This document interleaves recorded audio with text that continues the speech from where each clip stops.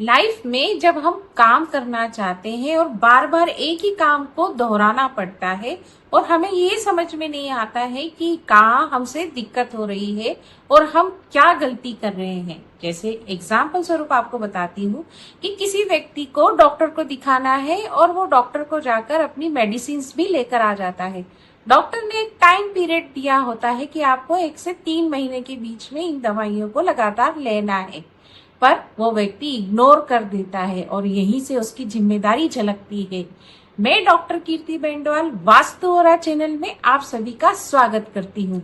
तो यहाँ आज हम बात करने वाले हैं सैटर्न के वक्री होने की, जो हो रहे हैं 27 जुलाई से 11 दिसंबर तक। ये 138 दिन में आपकी क्या जिम्मेदारियां रहने वाली है, आज हम उसी पर बात करने वाले हैं।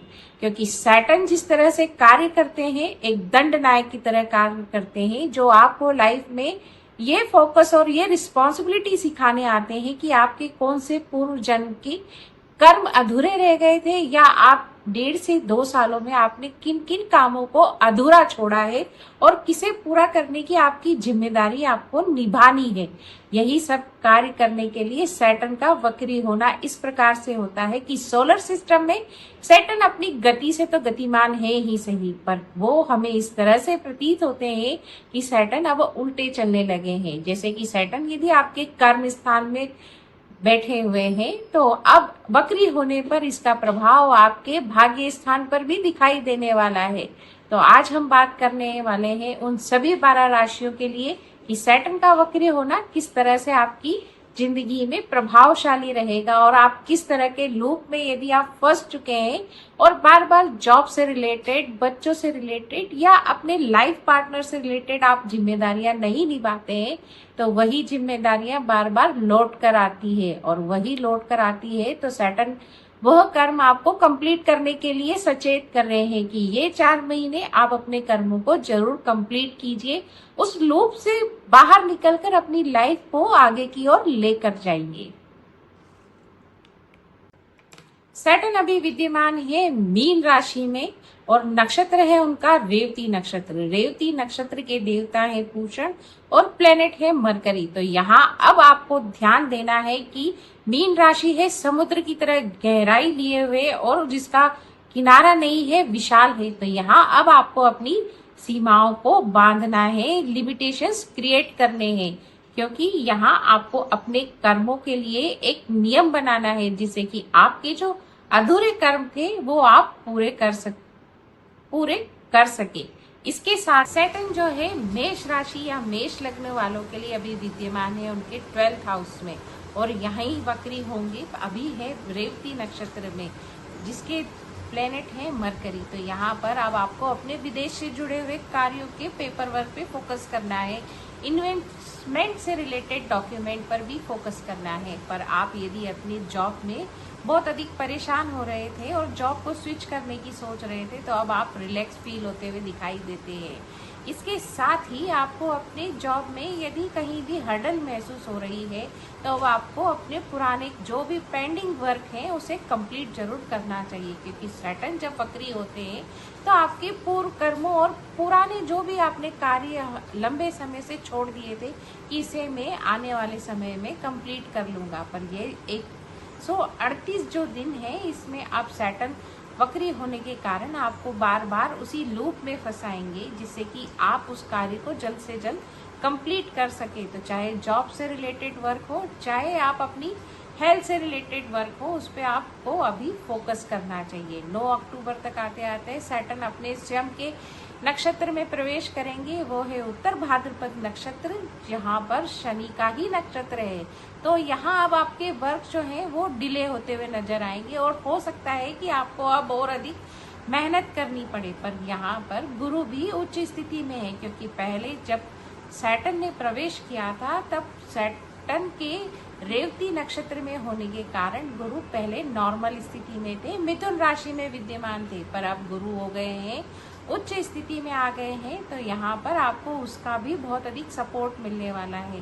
तो यहाँ अब आपने जो धन कमाया था, अब उससे एफर्ट से अपने ही धन को ब्लॉकेज न महसूस करते हुए जो भी आपका रुका हुआ धन है उसे प्राप्त करने के लिए जरूर मेहनत करनी चाहिए। इसके साथ ही आप यदि जॉब में स्विच करना चाहते थे तो वो जॉब को जरूर स्विच कर लेना चाहिए कि हो सकता है कि आप अपनी लाइफ में रिलैक्स फील करना चाहते हैं। ऐसे ही हम वृषभ लग्न या वृषभ राशि के लिए सैटर्न रेट्रो हो रहे हैं उनके 11th हाउस में ही। पर अब जो है सैटर्न आपको बताने के लिए आए हैं कि आपको यहाँ ग्रिडी नहीं होना है। यदि आप स्पेकुलेशन करते हैं या ऐसे ही अपने वर्क प्लेस पर अब आपको संयमित होकर काम करना है। इसके साथ ही अब आपको अपने वर्क प्लेस पर बहुत अच्छे रिजल्ट भी मिलने वाले हैं। साथ ही जब सैटर्न पीछे की ओर गति करेंगे तो जो पेंडिंग वर्क आपने करियर पॉइंट ऑफ व्यू से छोड़ रखे थे या ऐसी पेंडिंग फाइल्स जो आप इग्नोर कर रहे थे, अब उसको री एनालिसिस करने का समय है, जिससे आप आपकी करियर की ग्रोथ पर लगाम न लगा सके और उसे आगे वे बढ़ते हुए देखें। जब स्वयं के नक्षत्र में सैटर्न आएंगे तब आपको एक बार फिर अपने कार्यों और घर परिवार पर फोकस करने की आवश्यकता होगी, वरना आप घर से फ्रस्ट्रेटेड फील करने वाले हैं। और ऐसे ही यदि आप बिजनेस करते हैं तो आपको अपने कार्यों में थोड़ा सा और अधिक फोकस करने की जरूरत है। ऐसा हो सकता है कि आप थकान महसूस करें। ऐसे ही जो विवाहित है उन्हें अपने रिश्तों में भी फील हो सकता है कि मैं सही रिजल्ट नहीं आ रहा है, कहीं ना कहीं मन मुटाव है। तो यहाँ अपनी बातों को पेशेंसली हैंडल करना चाहिए, जिससे कि सैटर्न आपको जो सिखाना चाह रहे हैं कि किस तरह से करियर में ग्रोथ लेकर आनी चाहिए और वैवाहिक रिश्तों में एक डिसिप्लिन और धैर्य के साथ अपने रिश्ते को आगे की ओर बढ़ा कर ले जाना चाहिए। इसे ही ईमानदारी से इसे निभाना चाहिए। या मिथुन लग्न के लिए ये सैटर्न का वक्री होना आपको ये बताता है कि अब आप बहुत अधिक ओवर थिंकिंग में फंसे हुए हैं। आप बहुत कुछ करना चाहते हैं, आपके दिमाग में बहुत सारे कार्य चल रहे हैं कि मैं ये भी कंप्लीट कर सकता हूँ, मैं वो भी कंप्लीट कर सकता हूँ। पर यही आपको बाउंड्री सेट करनी है, चाहे आप अपने वर्क प्लेस पर हो, चाहे अपने जॉब प्लेस पर हो, या आप अपने family related issues create handle करना चाहते हैं, क्योंकि घर से जुड़ी हुई जिम्मेदारियां अब आपको निभानी ही है। उससे रिलेटेड पेंडिंग वर्क जो थे अब आपको क्लोजअप देने होंगे। जिससे मिथुन लग्न के लिए जैसे कि अब आप अपने वर्क प्लेस पर सही तरह से फोकस कर पाए, जिससे कि अब आप अपने बिजनेस को आगे की ओर लेकर जाएं। पर यहाँ पर ओवर थिंकिंग को बचना है और पेपर वर्क पे भी ध्यान देना है। इसके साथ ही जब सैटर्न जो है 9 अक्टूबर से उत्तर भाद्रपद नक्षत्र में प्रवेश करेंगे तो वो आपके भाग्य स्थान की ओर गति करेंगे। तो भाग्य का आपको सपोर्ट तो मिलेगा ही सही, और गुरु भी अपनी उच्च स्थिति में विद्यमान है। तो घर परिवार धन और वाणी से आप सफल तो रहेंगे ही सही, पर यहाँ अब आपको अपने कम्युनिकेशन पर ज्यादा ध्यान देना होगा। इसके साथ ही अब आपको रफ्तार की जगह अपने पेशेंस पे कंट्रोल करना होगा, पेशेंस को बनाए रखना होगा, क्योंकि आप काम तो करना चाहते हैं, ग्रोथ आगे करना चाहते हैं, पर उसे मेंटेन करना और लिमिटेशंस करना ही सैटर्न सिखाना चाहते हैं, जिससे कि आप उस लूप में न फंसकर अपने पेंडिंग वर्कों को करते हुए आगे की ओर लाइफ में ग्रोथ कर सके। जिसके लिए आपको गणेश आराधना तो जरूर करनी चाहिए और बुधवार को गणेश जी के दर्शन जरूर करने चाहिए। साथ ही शनिवार को आपको हनुमान चालीसा का पाठ भी करना चाहिए। कहीं ना कहीं मिथुन राशि या मिथुन लग्न वालों के लिए जब नींद भी डिस्टर्ब हो गई थी ओवर थिंकिंग के कारण और खर्चे बहुत अधिक बढ़ गए थे, पर यहाँ सैटर्न वक्री होने के कारण अब आपके खर्चों पर लगाम लगने वाली है और ओवर थिंकिंग से अब आप कंट्रोल करने वाले हैं और आप अपनी ग्रोथ पे ज्यादा फोकस करेंगे।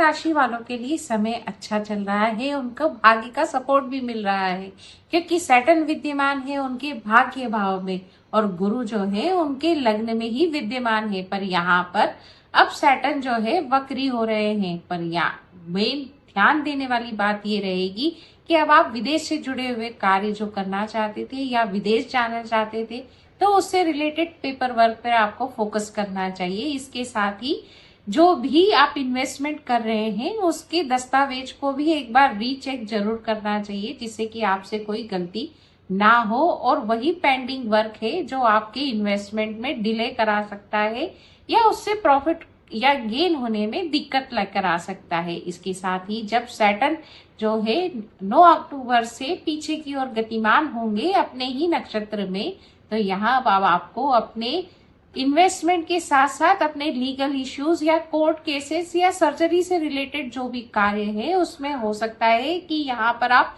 फ्रस्ट्रेटेड फील करें। हो सकता है कि अब आपको ऐसा फील हो कि यहाँ मुझे अधिक मेहनत करनी पड़ रही है।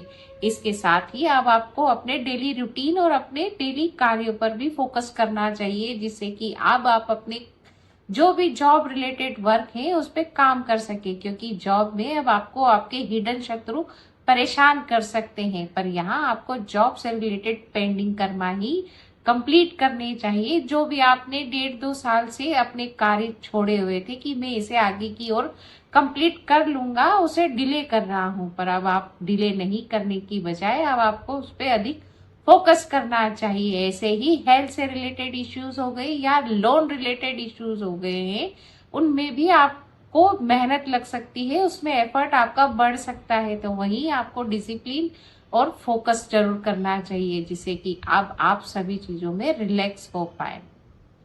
कर्क लग्न या कर्क राशि वालों के लिए ये उपाय जरूर कीजिएगा। ओम नमो भगवते वासुदेवाय का जाप तो करना ही है। इसके साथ ही शनिवार के दिन आप शनि मंदिर में जाकर जरूर छाया दान कर आइए। सिंह राशि या सिंह लग्न वालों के लिए सैटर्न जो है उनके 8th हाउस में विद्यमान है, तो यहाँ अब आपको सडन इवेंट्स तो महसूस हो ही रही थे लाइफ में, और हो सकता है कि आपके किसी न किसी कोई लीगल इश्यूज में अब आप फंस गए थे। पर यहाँ पर आपके घर से जुड़ी जिम्मेदारियां के कारण आप अपनी हेल्थ पर फोकस नहीं कर पा रहे थे। तो यहाँ अब आप सैटर्न जो है आपको सिखाने यही आए हैं कि यहाँ पर आपको अपने सोशल नेटवर्किंग के साथ साथ अपने घर पर जो फोकस कर रहे थे उस पर भी ध्यान देना है। उससे रिलेटेड यदि आप कोई घर बाय कर रहे थे तो उससे जुड़े हुए पेपर वर्क पे भी फोकस करना चाहिए। इसके साथ ही अब आपको अपने डेली रूटीन या लोन चुकाने में या अब आपके जॉब से रिलेटेड कोई इश्यू फेस कर रहे थे, वहां पर अब आप रिलैक्स फील करते हुए नजर आते हैं। पर इसके साथ ही जो व्यक्ति पार्टनरशिप में है, जो बिजनेस करना चाहते थे, वो अब उसमें रिलैक्स तो फील करेंगे और ग्रोथ भी करेंगे।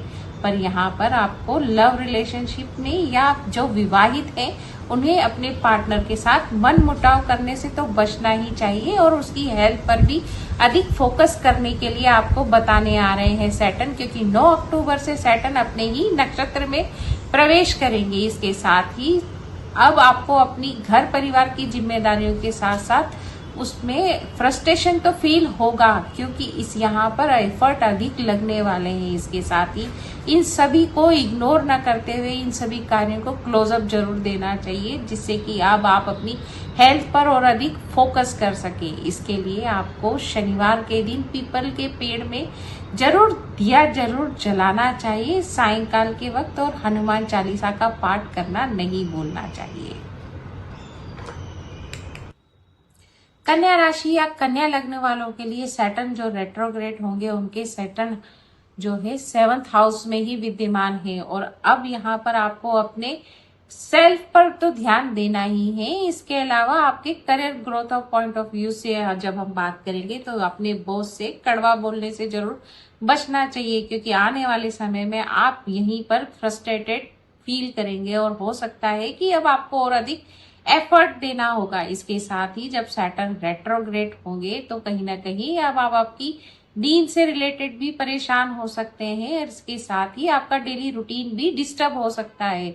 तो कहीं ना कहीं यदि आप लोन लेना चाहते हैं किसी भी कार्य के लिए, उसमें एफर्ट आपको और अधिक लगने वाला है। इसके साथ ही आपको उसके पेपर वर्क पर भी अधिक फोकस करना चाहिए, जिससे कि अब आपका लोन जो है वो आप इजीली हैंडल कर सके। इसके साथ ही यदि आप विदेश से रिलेटेड कोई कार्य करना चाहते थे या इन्वेस्टमेंट करना चाहते थे, तो यहाँ भी उन पेपर वर्क पे फोकस कर लेना चाहिए। इसके साथ ही हो सकता है लाइफ में कोई सडन लीगल इशू आ सकता है या सर्जरी हो सकती है, तो उन सभी से बचने के लिए अपने जो भी कार्य हैं उनको क्लोज अप करना चाहिए, जिससे कि अब आप किसी ऐसी चीजों में ना फंस सकें। इसके साथ ही अब आपको ये उपाय जरूर करना चाहिए। गणेश आराधना तो आपको करना ही करना है। इसके साथ ही आपको सैटरडे को पीपल के पेड़ में सरसों के तेल का दीपक जरूर जलाइएगा। Thank you. हरे कृष्णा।